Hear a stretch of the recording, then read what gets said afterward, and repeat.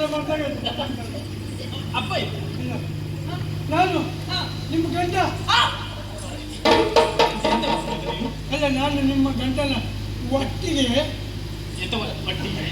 ಒಟ್ಟಿಗೆ ದೇವಲೋಕಕ್ಕೆ ಗಂಡನ ಜೊತೆಗೂಡಿ ಹೋದವ. ದೇವಲೋಕಕ್ಕೆ ಯುದ್ಧಕ್ಕೆ ಹೋದದ್ದಮ್ಮ.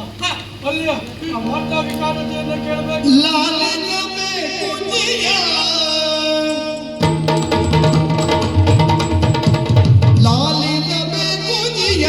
ಭಿನ್ನಗಳ ಮಾಲಿನಿ ಗುಣಮಣಿಯೇ, ಭಿನ್ನಗಳ ಮಾಲಿನಿ ಗುಣಮಣಿಯೇ,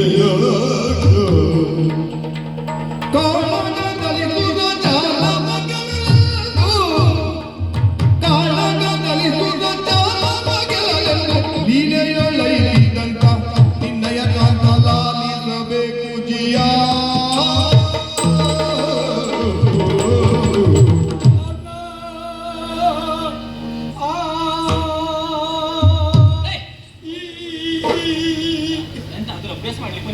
ಅಲ್ಲಮ್ಮ, ನಾವು ಸಮವಸ್ತ್ರ ಸೇನೆಯನ್ನು ಕೂಡಿಕೊಂಡು ನಾವೆಲ್ಲರೂ ನೇರವಾಗಿ ನಿಮ್ಮ ಯಜಮಾನರ ಗುರು ನೇತೃತ್ವದಲ್ಲಿ ನೇರವಾಗಿ ದೇವಲೋಕಕ್ಕೆ ಮುತ್ತು ಕೊಟ್ಟೆವು. ನಮ್ಮವರ ಸೇನೆ ಹಾಗೆ. ಹೌದಮ್ಮ. ನಮ್ಮವರ ಒಡಗೂಡಿ ನೀನು ಹೋದೆ ಅಂತ ಆದ್ರೆ ಆ ಸೇನೆ ಆ ರೀತಿ ಇರ್ತದೆ. ಹೌದಮ್ಮ, ಹಾಗೆ ದೇವಲೋಕಕ್ಕೆ ಮುತ್ತು ಕೊಟ್ಟೆವು. ಮತ್ತೆಲ್ಲಿ ಸಾಗ ಸಿಗಲಿಲ್ಲ ಅಂದ್ರೆ ದೇವಲೋಕಕ್ಕೆ ಮುತ್ತಿಗೆ ಇಟ್ಟೆವು. ಹೌದಮ್ಮ, ನಾವು ಬಂದ ವಿಶೇಷ ವಾರ್ತೆಯನ್ನು ಕೇಳಿದಂತ ಆ ದೇವೇಂದ್ರ ನಮ್ಮೊಟ್ಟಿಗೆ ಸರಿ ಪ್ರಮಾಣದಲ್ಲಿ ಹೋರಾಡುವುದಕ್ಕೆ ತನ್ನ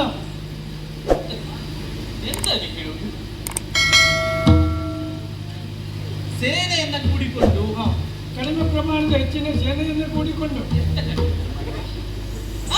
ಒಬ್ಬೊಬ್ಬರಿಗೆ ಒಂದು ಇಷ್ಟೆಷ್ಟು ಉಂಟಲ್ಲ, ಸೇನೆಯನ್ನು ಕೂಡಿಕೊಂಡು ನಮ್ಮ ಮೇಲೆ ದಾಳಿ ಇಡುವುದಕ್ಕಾಗಿ ಬಂದ ಮೊದಲನೇದಾಗಿ ದೇವೇಂದ್ರ. ಈ ವಿಚಾರವನ್ನ ಹೀಗೆ ದುಃಖದಲ್ಲಿ ಹೇಳುವುದಿಲ್ಲ. ಅಲ್ಲ, ವಿಷಯ ಕೇಳಿ ಮುಂದುಂಟು. ಮೊದಲನೇದಾಗಿ ಅವ ದೇವೇಂದ್ರ ನಿಮ್ಮ ಯಜಮಾನರ ಮೇಲೆ ವಾಯು ಬಿಟ್ಟ. ನಮ್ಮ ಯಜಮಾನರ ನಮ್ಮವರು ಸೋತ್ರೆ ನಿಮ್ಮ ವಾಯುವನ್ನೇ ಸಹಿಸಿದಂತವರಿಗೆ ಅದೇ ಎಂತ ಮಾತಾಡುವುದ? ಅಲ್ಲ, ವಾಯು ಬರುವಾಗ ಊಸ್ ಅಂತ ಬಂದಿದ್ದ. ನಿಮ್ಮ ಯಜಮಾನರು ತಿರ್ಸಿ ಬಿಟ್ರಲ್ಲ. ಆಗ ನೀ ಎಲ್ಲಿದ್ಯಾ? ಮುಂದೆ ಬದಿಗೆ. ಹೌದಾ? ಆ ವಾಯುವಿನ ಮೇಲೆ ಇವರು ತಿರ್ಸಿ ಬಿಟ್ರಲ್ಲ. ಹುಸ್ ಅಂತ ಬಂದ ವಾಯು ಟಸ್ ಅಂತ ಹೋಗ ಓಡಿ ಹೋದ. ವಾಯು ಹೋದ್ಮೇಲೆ ಅಗ್ನಿ ಬಂದ. ಅಗ್ನಿ ಬರುವಾಗ ಕೆನ್ನಾಲಿಗೆಯನ್ನ 7 ದಿಕ್ಕಿನ 8 ದಿಕ್ಕುಗಳಲ್ಲಿ ಯಾವ್ದಾದ್ರು ಒಂದೇ ಹೇಳ್ಕೊಂಡೆ. 7 ದಿಕ್ಕಿನ 8 ದಿಕ್ಕು ಎಂತ ಹೇಳುದ? ಅಲ್ಲ, ಬಿಟ್ಟಕ್ಕೆ 4 ಬದಿಗೆ ಬಂದದ್ದು ಎಲ್ಲ ಸೇರಿಸಿ ಹೇಳುವುದಿಲ್ಲ. ಬಿಟ್ಟ ಬರುವಾಗ ಕೆಂಪಾಗಿ ಬಂದಂತ ಅಗ್ನಿ ನಿಮ್ಮ ಯಜಮಾನರು ನೀರು ಬಿಟ್ಟದ್ದು ನೋಡಿ ಕಪ್ಪಾಗಿ ಹೋದ. ಅಲ್ಲ ಗೊತ್ತಾ, ನೀನು ಹೇಳೋದು ನೋಡಿದ್ರೆ ನಮ್ಮ ಯಜಮಾನರು ನೀರು ಬಿಟ್ಟರೆ ನೀರು ಬಿಟ್ಟೆ. ಅಲ್ಲ, ನಿಮ್ಮ ಯಜಮಾನರು ಅವನ ಮೇಲೆ ಅಗ್ನಿಗೆ, ಆಮೇಲೆ ವರುಣ ಬಂದ. ಅಗ್ನಿಯು ಓಡಿ ಹೋದ. ಆಮೇಲೆ ವರುಣ ಬಂದ. ಹೌದು, ವರುಣ ಬಂದವ ಏನು ಧಾರಾಕಾರವಾಗಿ ಕಣ್ಣೀರು ಸುರಿಸಿದ. ಅವನ ಕಣ್ಣೀರ ಮಳೆಯೋಪಾದಿಯಲ್ಲಿ ಬಂತು. ಇವನು ತಡೆ ಮಾಡಲಿಲ್ಲ.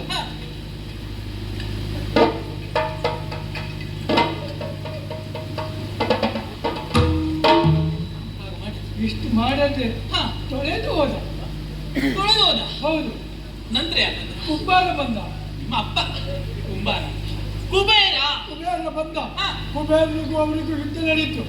ಅದರಲ್ಲಿ ಕುಬೇರನೂ ಓಡಿ ಹೋದ. ಆಮೇಲೆ ದೇವೇಂದ್ರನೂ ಓಡಿ ಹೋದ. ಹಾಗೆ ಅವರನ್ನೆಲ್ಲ ಓಡಿಸಿ ನಿಮ್ಮ ಯಜಮಾನರು ದೇವಲೋಕದ ಸಿಂಹಾಸನದ ಮೇಲೆ ಕುಳಿತ ನೀವು ಟಿವಿ ನೋಡ್ಬೇಕಾಗಿತ್ತಮ್ಮ. ಅಲ್ಲಿ ಪ್ರದರ್ಶನ ಇರ್ತದೆ. ಟಿವಿ ಹೌದು, ನಮ್ಮವರು ಟಿವಿಯೇ ಹಾಗೆ. ಆಮೇಲೆ ಕೂತವರೇ ಆಜ್ಞೆ ಮಾಡಿದ್ರು. ರೆಂಬೆಯಲ್ಲಿ ಹೋಯ್ತು ಕೇಳಿದ್ರು.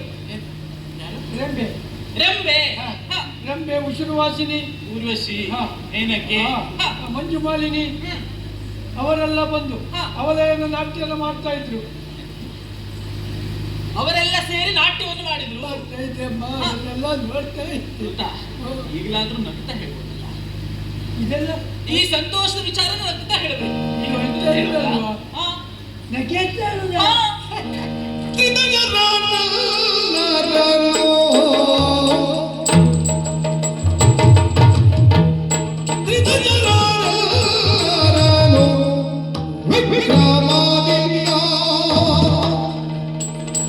ವಿಕ್ರಮದಿಂದ ಸಭೆಯ ನಿನ್ನಯ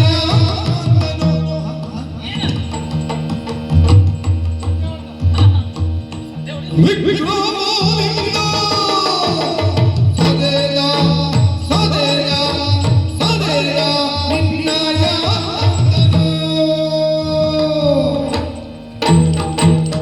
ಅದರ ಮೇಲೆ ತಂದು ಇದಿರಾಗಿ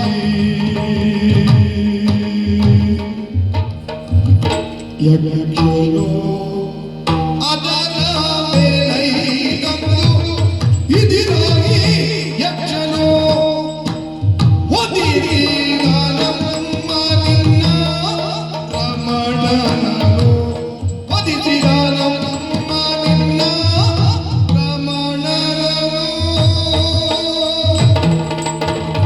ನಾಗರವೇ ಕೂತಾಯೇ ಇನ್ನಾಗಳ ಮಾಲಿಗೋಡ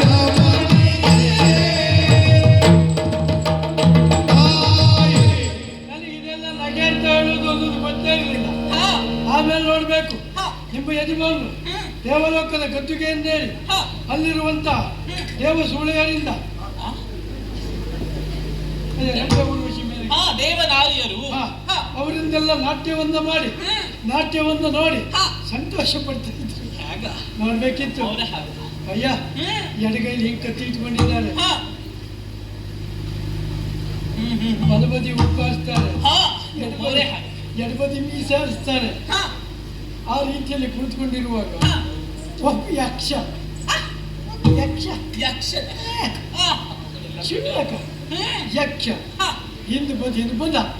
ಹಿಂದ್ ಬದಿಯಿಂದ ಬಂದವ ನಿಮ್ಮ ಯಜಮಾನ್ರ ಕುತ್ತಿಗೆ ಮೇಲೆ ಒಂದು ಬಿಡ. ಈ ಯಜಮಾನ್ರ ಕೋವು ಉಚ್ಚಿ ಬಿದ್ರು. ನಾನೇನ್ ತಿಳ್ಕೊಂಡೆ, ಇಷ್ಟೊತ್ತು ನಿಮ್ಮ ಯಜಮಾನರು ನಿಂತು ಯುದ್ಧ ಮಾಡಿದ್ರು, ಈಗ ಮಲಗಿ ಯುದ್ಧ ಮಾಡ್ತಾರೆ ಅಂತ ಮಾಡಿದೆ. ದೂತ ಸರಿಯಾಗಿ ತಿಳಿದುಕೊಂಡಿರಿ. ಹಾಗೆ ನಮ್ಮವರು ಬಿದ್ದು ಯುದ್ಧ ಮಾಡ್ತಾರೆ. ಯುದ್ಧ ಎಲ್ಲ ಮಾಡ್ತಾರೆ, ನಂಗೆ ಗೊತ್ತಿಲ್ಲ, ಅದು ನಿಮ್ಗೆ ಸ್ಪಷ್ಟ ಗೊತ್ತಿಲ್ಲ. ಹೌದಾ? ಹಾಗೆ ಯುದ್ಧ ಮಾಡ್ತಾರೆ. ಆಮೇಲೆ ಹೋಗಿ ನೋಡ್ತೇನೆ ನಿಮ್ಮ ಯಜಮಾನರು ಇಷ್ಟು ದೊಡ್ಡ ನಾಲಿಗೆ ಹೊರಗೆ ಹಾಕೊಂಡು ನಿಮ್ಮ ಯಜಮಾನರು ಸೋತು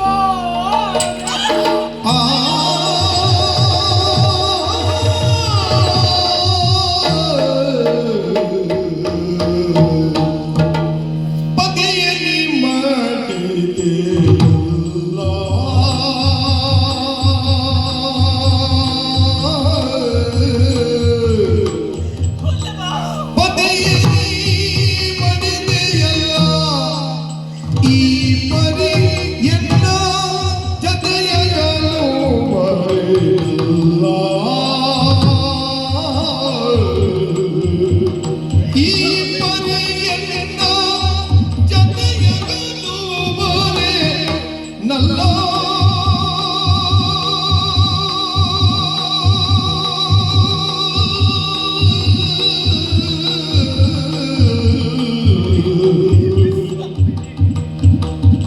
ಶಿಶಿಯೊಳು ನಿನ್ನ ನಗಲಿ, ಶಿಶಿಯೋಳು ನಿನ್ನ ಅಗಲಿ, ಜೀವಿತದಲ್ಲಿ ವ್ಯಥೆಯೊಡನೆ ನಲಿ, ಜೀವಿತದಲ್ಲಿ ವ್ಯಥೆಯೊಡನೆ ನಲಿ.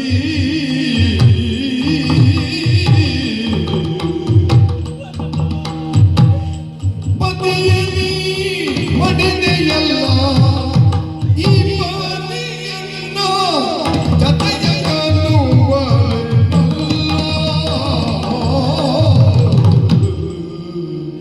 ಅಯ್ಯೋ, ಎಂತಹ ವಾರ್ತೆಯನ್ನ ಕೇಳ್ತಾ ಇದ್ದೇನೆ.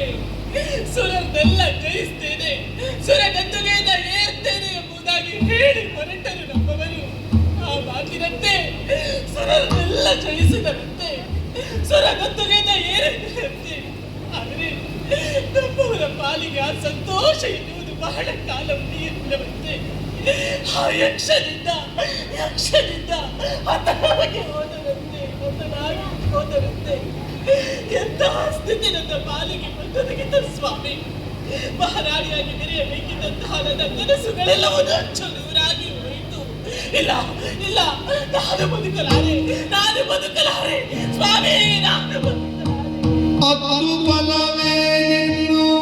ಸುಮ್ಮನೆ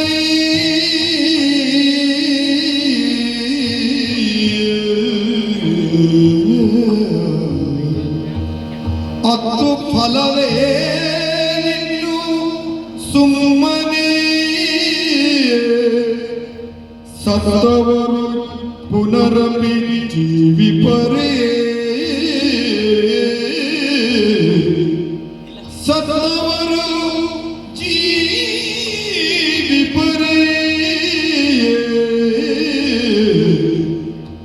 ಸಮರ ಸಮರ್ಥನಾಗಿಗ ತರಣಮೈನೂರಗೆ ಹದರಗಳ ಬಿತ್ತರಿದಿ ಸಮರ ಸಮರ್ಥನಾಗಿಗ ತರಣಮಹಿಷಾದುರಗೆ ಹದರಗಳ ಬಿತ್ತರಿದಿ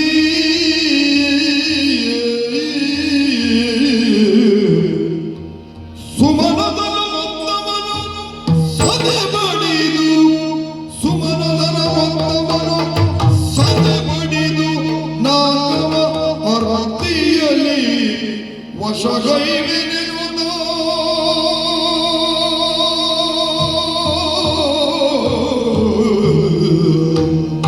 ಅದು ಫಲವೇನು ಸುಮ್ಮನೆ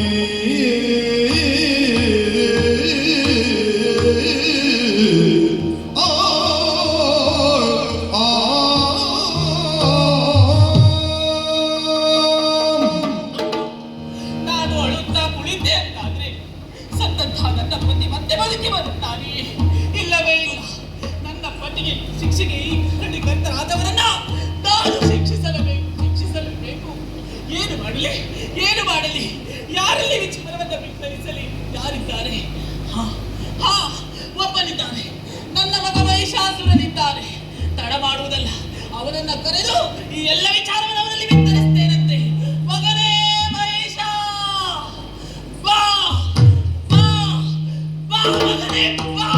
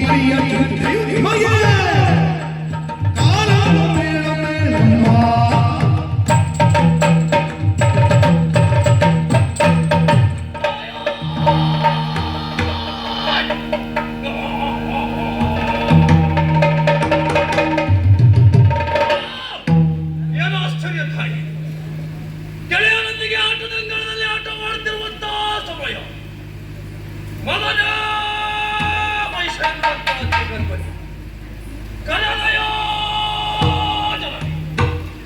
ಕನದಯ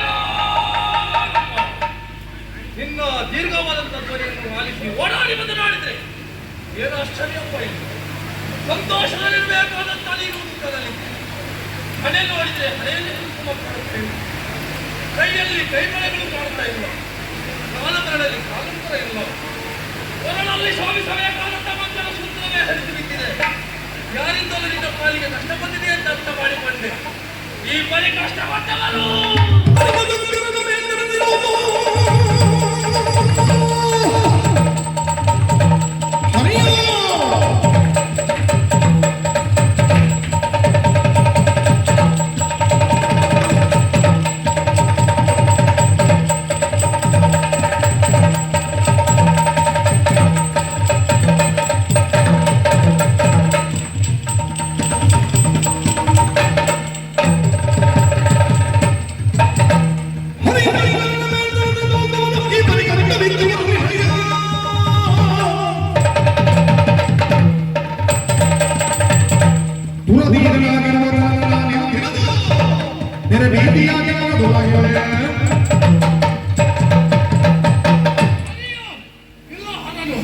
ಇಲ್ಲ ಸೃಷ್ಟಿಕರ್ತ ಬ್ರಹ್ಮದೇವರು ಮೂರು ಮೂರ್ತಿಗಳಲ್ಲಿ ಒಬ್ಬರಿಗೆ ಕಷ್ಟ ಬಂತು. ಕಷ್ಟ ಬಂದದ್ದು ಗೊತ್ತಾದರೂ ಕದರುವಂತ ಅಗತ್ಯ ಇಲ್ಲ. ನಿಮ್ಮ ಮಗ ದುರಧೀರ ಸಮರ್ಥನಾಗಿ ಬಂದಿದ್ದೇನೆ. ಯಾರಿಂದ ಏನಾಯ್ತು, ಯಾಕಾಗಿ ಕಣ್ಣೀರು ಹೇಳಿಕೊಳ್ಳಿ ಹೇಳಿಕೊಳ್ಳಿ.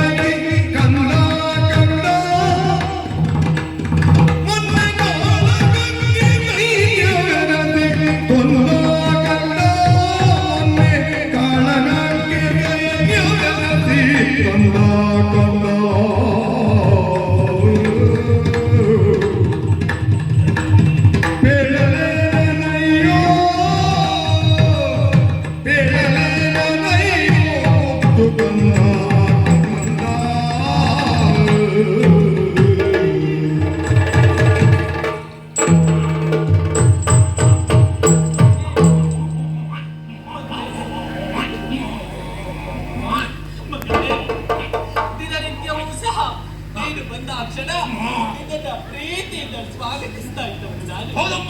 ಆದ್ರೆ ಇತ್ತು ಅದೆಲ್ಲವಿದೆ. ಏನಾಯ್ತಮ್ಮ? ನಿನ್ನ ತಾಯಿಯ ಈ ದುಃಖಕ್ಕೆ ಕಾರಣವಿದೆ ಮಗನೇ. ಏನಮ್ಮ?